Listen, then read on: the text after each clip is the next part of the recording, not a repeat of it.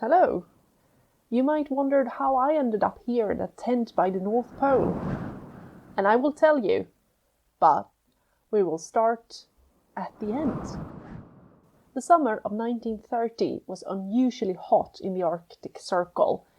On August 6th, the Norwegian vessel, the MS Brattvåg, was merrily making its way through the Svalbard archipelago. And as it happened, they passed by a small island called Vitøya, or White Island, which is, under normal circumstances, really hard to get to because it's packed by a lot of ice. But since the weather was so warm, it actually enabled these men to disembark and search for fresh water. But as they entered the island, they would find a lot more than just fresh water. What they actually ended up finding was a scene of absolute horror. First, they stumble upon a tin can, which is really strange because this is a really desolate island where people don't really go.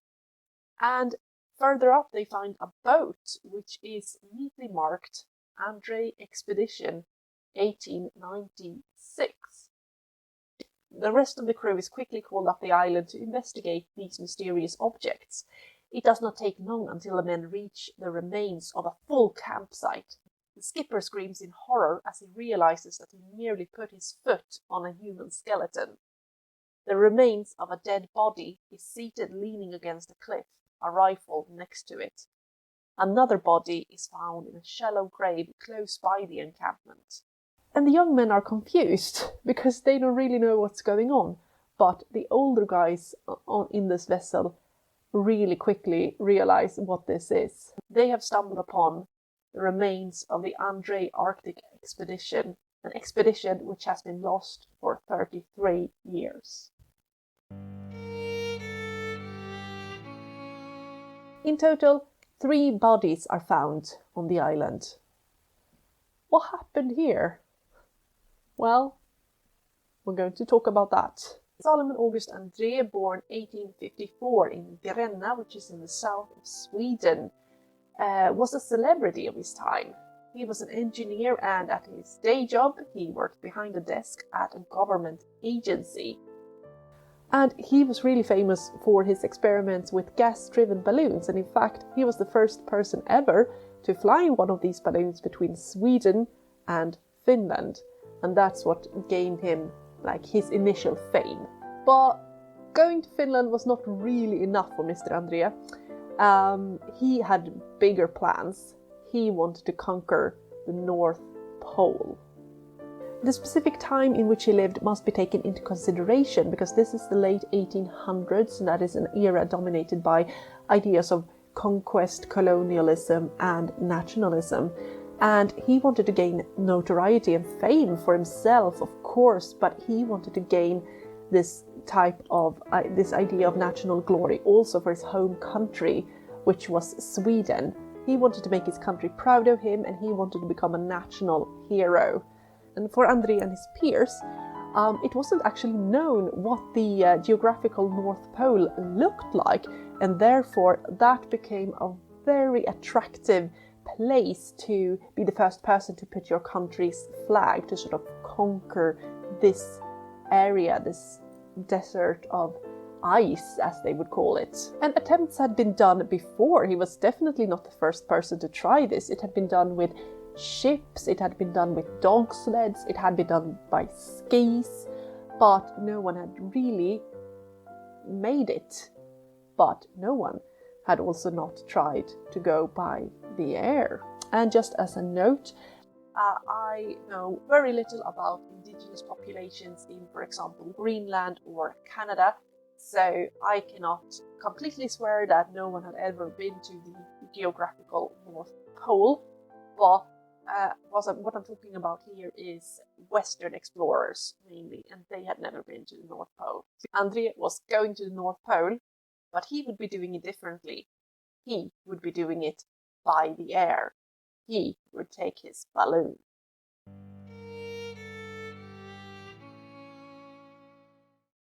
But expeditions like this were super expensive, so we had to gather a lot of money, and the elite in said country was really behind him in this. He would do these big lectures and a lot of people would come and he would talk about his plans. Alfred Nobel, for example, was a personal supporter and financed a lot about these expeditions. And also King Oscar II of Sweden and Norway. He was also a personal big fan of Andrée. He supported the project. And people really wanted to fund this expedition. It's basically crowdfunded. And the plan that he presented was that he would never put his foot on the actual North Pole. Instead, he would just pass over it with his balloon and throw out a marker showing that he had passed over it. And according to Andrée, this plan would be perfect because the conditions would be really suitable to go with a balloon, because according to him, the air in the Arctic is very dry, so perfect for the balloon. Spoiler, the air in the Arctic is usually very damp and very, very wet. It's very rarely dry. And this is foreshadowing. And his idea was that he would build a balloon that would be able to stay afloat in the air for 30 days, but it would only take for him about 6 days to pass by the pole. It wouldn't really take that long. And note, at this time there had never been a balloon trip that lasted longer than 24 hours. And Andrée's plan is to stay afloat for 30 days. And if you are starting to see a lot of red flags popping up, that is good. That is good. It means that you're thinking for yourself. And there will be more red flags. There will be more red flags. Yay! And the money needed to fund this expedition was actually collected pretty fast, and Andrée set up to recruit his dream team of adventurers. And here they are. Number 1. Salomon August Andrée, 42 years old, engineer, the leader of the expedition. Nils Strindberg, 24 years old, recently graduated physicist. He will be responsible for their coordinates and also to photograph the journey. And for my literary buffs, yes, they are related. Nils Ekholm, 48 years old, the expedition's meteorologist, who has studied Arctic conditions and who has the most knowledge about the area. And these men were really famous for this plan that they had. They had merch. They had this sick board game that if someone has this, please invite me over, because it looks really rad.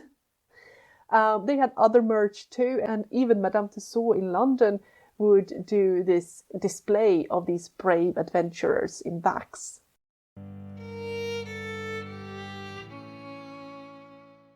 So, summer 1896. The crew and members of the European elite have all gathered in Svalbard, which is in Norway, really, really far north in Norway. And they are going to do the big launch.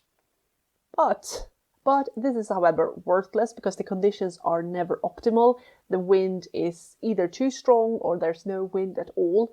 And they try for about 2 months before they realize that no, this is worthless. We're not going to do this. We're not going to be able to go. So they have to return to Sweden and wait for about almost 12 months. And the intention is to do a new launch next summer of 1897. However, all of the crew will not be making it. Mr. Ekholm, the meteorologist, who is the most experienced when it comes to Arctic conditions and the Arctics in general, has started to have second thoughts. He does not really believe in this project anymore. And further, he has also been informed that this balloon has been leaking gas while docked at Svalbard, waiting for them to go on the journey, and that Andrée has secretly been filling up the balloon with more gas, which to me sounds kind of a deal breaker, but okay. And here's the catch. Ekholm confronts Andrée about this, and he says that if we're going to go, we really need to at least test drive the balloon. Because, this balloon had never been tested in the air. It had never been flown with. So Ekholm is like, hey, Andrée, why don't we test the balloon first? We can do like a little trip and see if it works and see how long it can stay afloat. It basically gives him this ultimatum: we're going to test the balloon or I am off the team. And Andrée calmly explains to Ekholm that it is unnecessary to test the balloon because you cannot improve on perfection, and this balloon is basically perfect. And the plan is basically really good, so what's your problem? So yeah, now Ekholm is off the team. And listen, he is dragged through the press for doing this. He is like, they are doing him so dirty. They're writing, oh, so he's such a coward. He doesn't do this. He's not a Viking like the other two guys. He's abandoning them. Oh, what a coward he is. Nevertheless, Ekholm is out. He's not doing this. But Andrée searches for a replacement for Ekholm, and a lot of people applies. And finally, he finds one man who would be the perfect replacement. Knut Frenkel, 27, a recently graduated engineer, but who has never really practiced working as an engineer. Frenkel is the crew's strong man, as he is an experienced hiker. Also, Frenkel was super unhappy about how these promotional photographs of him came out. I'm so sorry, Knut, these were like the ones I could find. But during the fall of 1896, there's actually another development too. Strindberg has fallen in love. After returning from Svalbard, he has met the piano teacher Anna Charlie, whose last name actually means gas-driven balloon. So hey, sign. This is a sign. It's a sign. And they became engaged in October already that same year. And people pressure Strindberg not to go on such a dangerous trip now that he's about to get married, but he insists on going anyway. And one can guess that Anna was probably not too thrilled about him going on this trip. She sent this drawing with him. The image shows a balloon with 3 passengers taking flight and a female figure watching from the ground. And underneath here you can see a text, and this text says, "I can't follow you." So probably not thrilled about it. 1897, the crazy summer of 1897. We are back. 1897, July 11th, the crew is back at Svalbard. The balloon, which consisted of 3 layers Chinese silk, has been assembled in Paris. The leaks in the balloon have been sealed with varnish, but they ran out of varnish, so they couldn't really seal all the leaks, but you know. So the balloon has been named Örnen, which means the eagle, by Andrée. And the eagle is huge. It has been packed with about 4 tons of luggage. This is not only equipment, but also 36 doves, like letter pigeons. Letter doves, what's the word, English word? Letter doves, pigeon, letter pigeon. Who are going to carry news about the expedition's journey back to Stockholm, Sweden.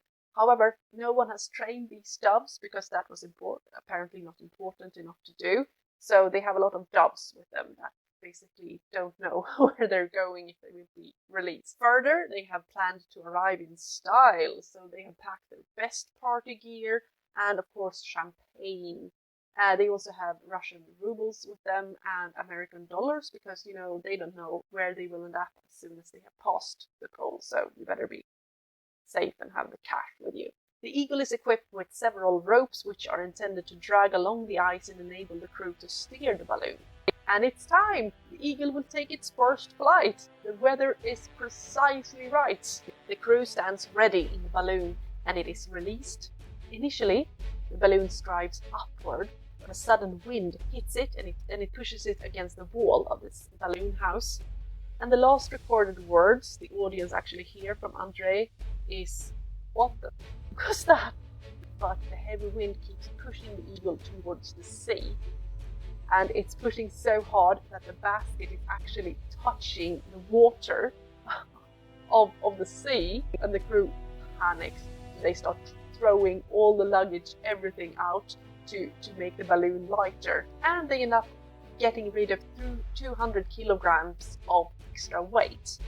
But then another thing happens. As the Eagle takes flight, the attached ropes, which are intended to be the steering system, remember those? Yeah, they are pretty important. They are yanked and they are simultaneously twisted in a manner that activates a mechanism that releases them from the balloon. So they are just dropped on the ground. And these ropes weigh about 500 kilos. And that means that the eagle has now lost 700 kilos of weight in a matter of a few short minutes. And what happens then is that the eagle just flies straight upward, about 700 meters straight up into the air, and they're just gone. Within the clouds, they're just gone. Further, since the ropes are gone, they have lost the little maneuverability that they had of this vessel. And it's basically just drifting on winds towards the North Pole. So people watching are assuming that Andrée will activate the security mechanism and do an emergency landing. But he never does that. The balloon just goes away and it disappears behind the clouds forever. And why he doesn't do that has been discussed, but it's probably has a lot to do with pride. It would be incredibly embarrassing to do an emergency landing, 2 minutes after your big launch, when you got all of these rich investors basically pushing you. So yeah, and Andrée is Swedish, and Swedish people tend to be terrified of awkward things.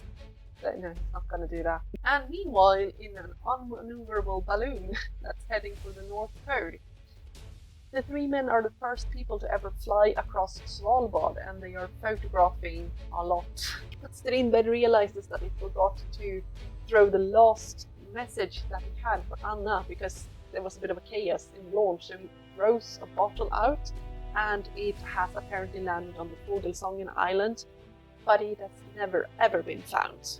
So we don't know what it brought to. Despite the initial setbacks, the mood is really good. However, nothing works as intended. Already on the second day, the eagle has been covered by a layer of ice because, no, the weather is not dry, it's wet.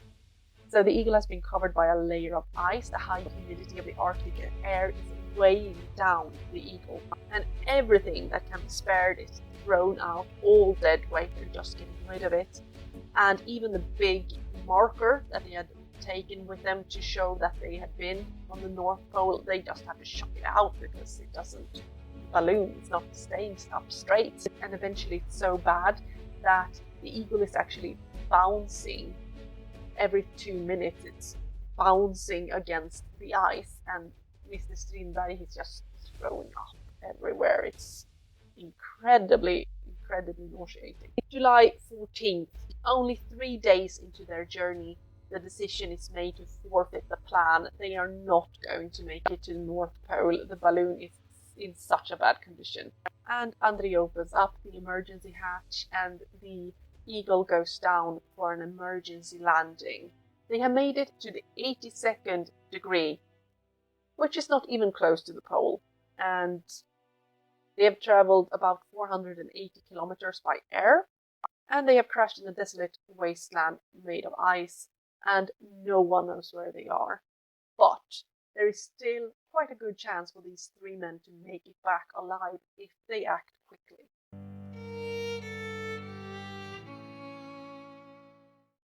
And you might wonder now, where do you get all of these sources from? Well, Andrée kept a very neat diary of everything that he saw and did on this trip, and Strindberg did a lot of notes as well. And also he wrote notes for, especially intended for Anna, for his fiancée, that has been recovered. Also, Strindberg was very keen on photographing the trip, so there's a lot of photographs that has actually survived as well. And now, another setback, because from the Eagle, the ice looked like it was totally flat. But spoiler, the Arctic ice is not flat. It goes up, it goes down, it has rivers between it. There's, big chunks of ice just going about.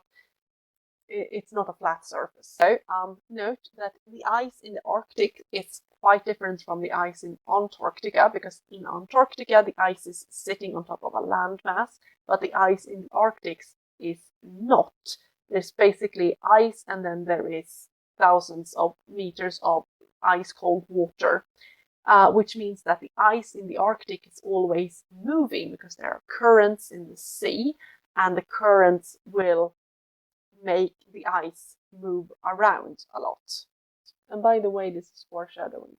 Also, this summer was not particularly cold. It was about a 0 degrees Celsius. That's not too bad, actually. And they do a little makeshift encampment, and they ponder about what their plan would be. And they all know that the Norwegian explorer Fridtjof Nansen and his crew survived a harsh Arctic winter in a makeshift shelter at Franz Josef's land, which only was 2 years earlier than this. So it's definitely doable. And if they make it to Franz Josef's land, that would be a trip of about 350 kilometers or so. Also, positive, they have emergency sleds and a rowing boat with them. So they have equipment.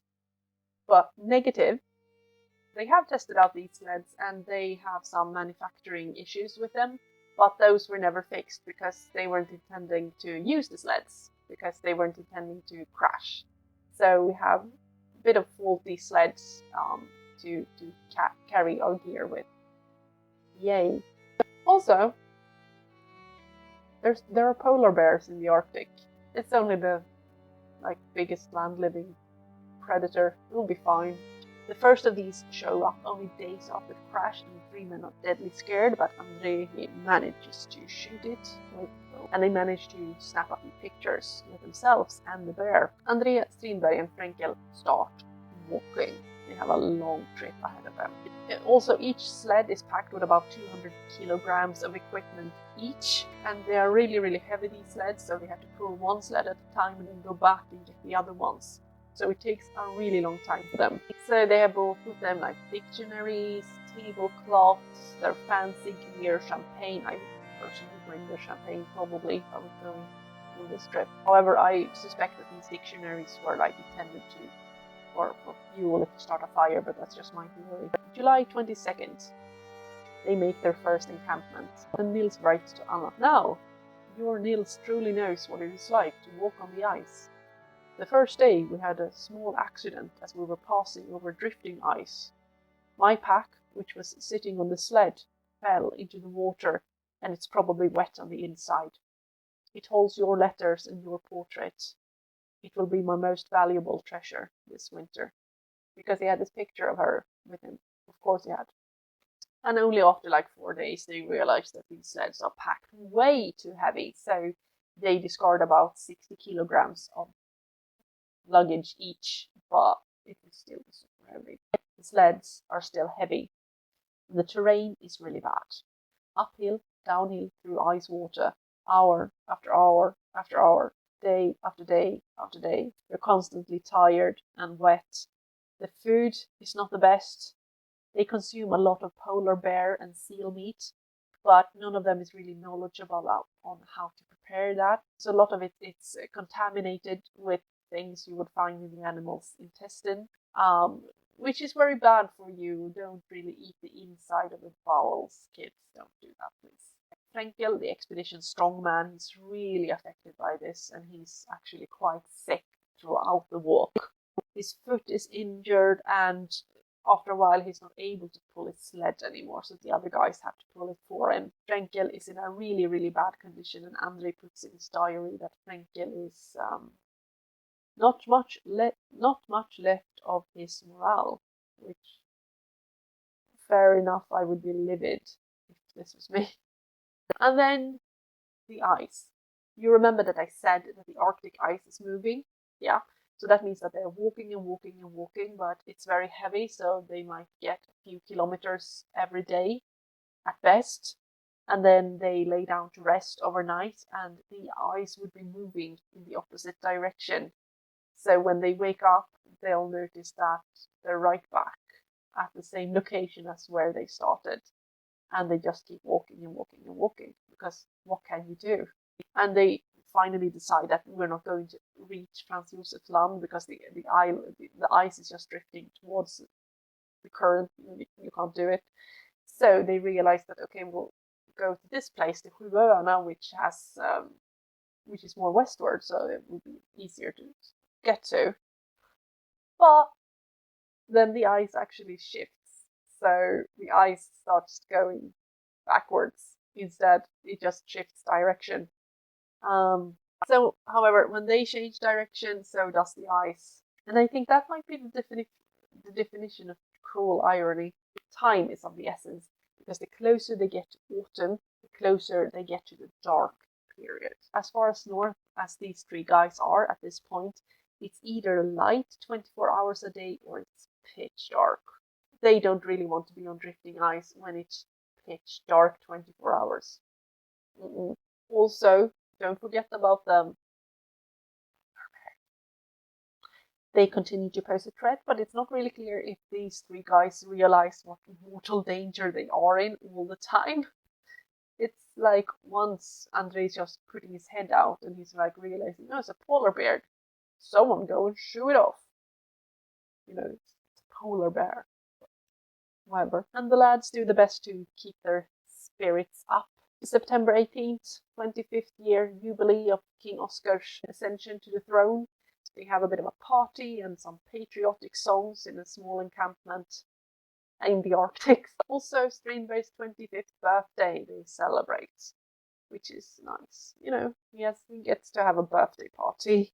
September 13th, after 2 months of walking, they sit on a floating ice floe, basically, going around, and they decide that they will try to stay the winter on this ice floe, but later they change that because the ice floe is breaking up and it will be impossible to stay there for the winter. Well, as they are realizing this, they also note that they see an island, an actual island, dry land. This is Vitöja, the White Island.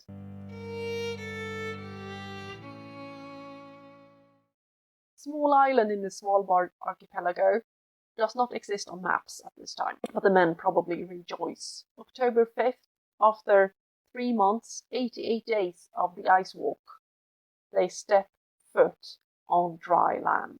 Granted, it's uninhabited, full of polar bears, and it doesn't exist on maps, but still, it's dry land.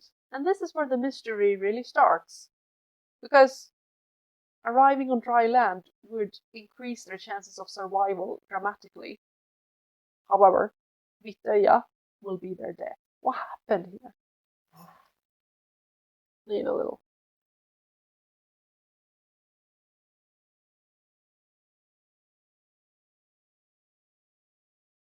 Yeah.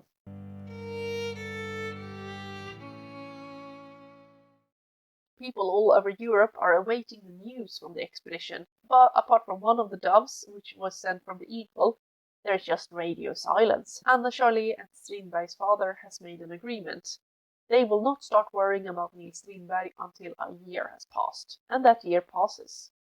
No news. There is speculation in the press, there are rumors, a lot of rumors. This claim that Andrée and the lads have been spotted prospecting for gold in Canada, and there are rumors that they have been eaten by Siberian cannibals. Hello, 1890s tabloid.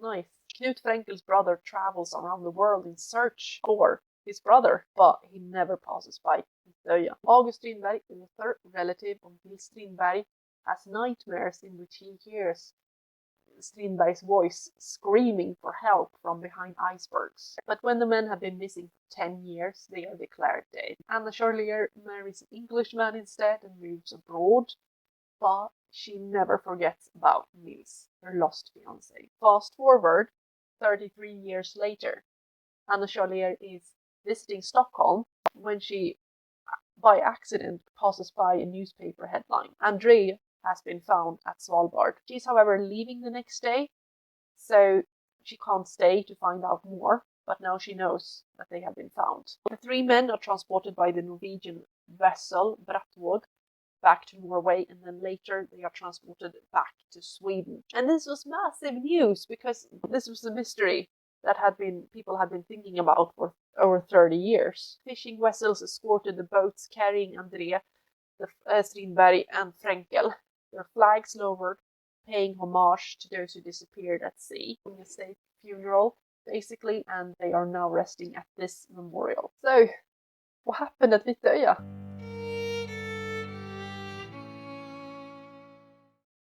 Many sources were recovered, including Andrée and Strindberg's diaries, several camera rolls which documented the journey, as well as the bodies.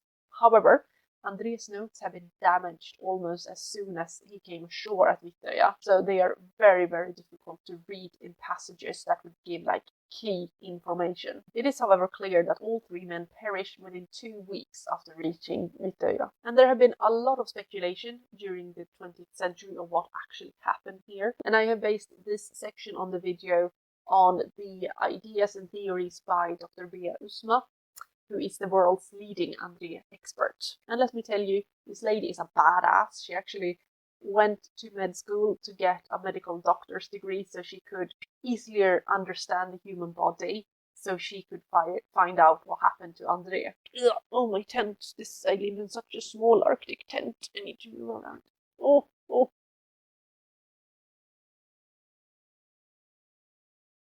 And we need to look at the campsite and see what it looked like when they were discovered. There was a shallow grave, and Strindberg is the man buried beneath the rocks in this shallow grave. Frenkel's body is found inside the remains of a tent, lying in a sleeping bag. Andrée is seated, leaning on a cliff, with a rifle next to him. Some of the remains have been scattered around, granted, which is not strange at all since they have been exposed to elements and scavengers for over 30 years. It is, however, pretty safe to say that Strindberg was the first to die because he had been buried and the other 2 had not. Also, these bodies have been cremated, so we can't do any further testing. Initially, it is believed that the 3 men died from exposure to the cold because they are in the Arctic, and that they simply froze to death. But however, Usma has rejected this theory because they are not even wearing all of their clothes. Not all of the clothes are even unpacked, and some of these garments appear to never have been worn actually, so it's probably not that cold where they are. I mean, it's possible in the end that they did freeze to death, but that's not like the main cause.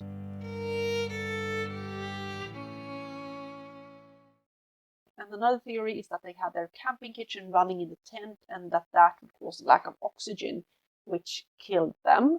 This is probably not the case because recent investigations have shown that the camping kitchen was actually placed outside of the tent, so that could not really have happened.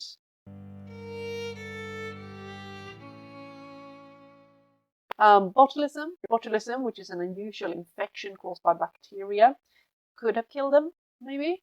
It causes nausea, tiredness, double vision, increasing paralysis within the body, and this disease is deadly, and it can be caught from canned food, which we know that they ate. Now, this could actually be plausible, but it is unlikely that Andrée and Frenkel would have the strength to bury Strindberg if they also suffered from this condition.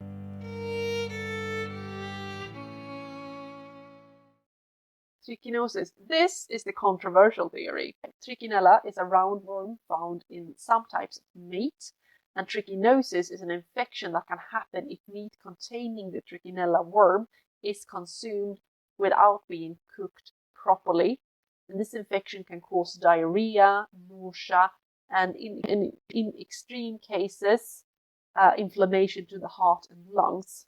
And in the 1950s, there was a sample done in a piece of polar bear meat found at the site, and it showed that this polar bear, like apparently 50% of the polar bear population, was infected with Trichinella. And the conclusion thereby has been that this killed the 3 guys. And this was also what I was taught in school. It was like, cook your meat, kids, or you will end up like Andrée, and you don't want that. Now Dr. Usma has actually gone so far as to completely reject this theory, and she claims that while it is possible to die from trichinosis, it is very unusual, and she claims that this should not take the lives of 3 fit men. They probably had it, but it probably didn't kill them, is what she says.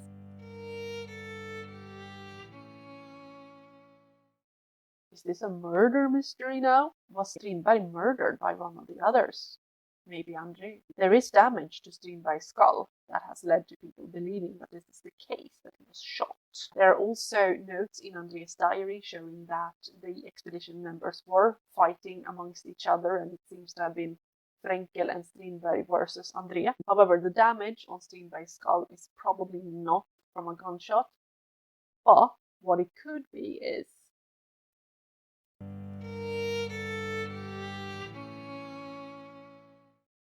the polar bear. Okay, so we know that the lads are stranded on this Arctic island at Svalbard archipelago. Okay, and do we know who also lived there? Yeah, only the world's biggest, largest predator on the land. It's nothing to worry about, it's fine. And from the diary, we can also conclude that they really did not seem to understand that every time one of these beasts show up, they are all in mortal danger. We also know that Strindberg died before the other two. He has some damage to his jacket that might have happened when he died. Also, the one leg of its long johns had been ripped off with this horrible, jagged cut. So what if there was a polar bear attack?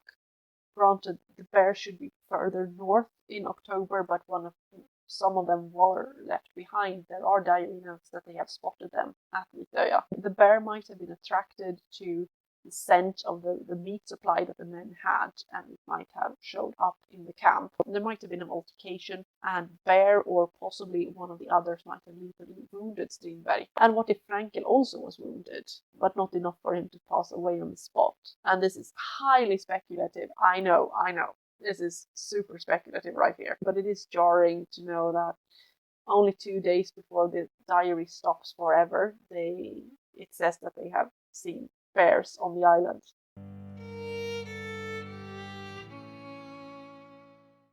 The winter over syndrome can also be discussed. It's a phenomenon that happens a lot at Arctic expeditions, apparently, and the stress of the situation can cause the expedition members to have anxiety, depression, difficulty sleeping, and that this can cause tensions between the members. For example, there was the Greely expedition of 1881 to 1884, in which people resorted to cannibalism, basically, and that has been attributed to the winter over syndrome. Outdoors life is really fun, and this has also been discussed by Dr. Usma. But what if Strindberg, by the bear or by other causes, just died, and the others just completely lost their stain? What if Frankel was wounded at the same altercation as the possible bear? And we know that Strindberg is buried, and that Frankel is in a tent with a small medicinal bottle right next to him. But he has no rifle, but he has the medicinal bottle. Andrée himself is sitting outside of the tent, leaning against the cliff, legs stretched out. He had taken the time and care to take his own diary and Strindberg's and wrap it in several layers of wool, and then water-resistant balloon fabric, basically, and put it right next to him where he was sitting. He did this for us so we would know what happened to his great expedition. And he was probably the last one alive on the island, leaning against the cliff, knowing that his friends are gone because they believed in his project. There are several bears on the island, and there's only 2 weeks until the sun will be gone for several months, and he will be living out the winter in total isolation and darkness. Also, that nobody in the whole world knows where he's at. And this is when engineer Andrée died.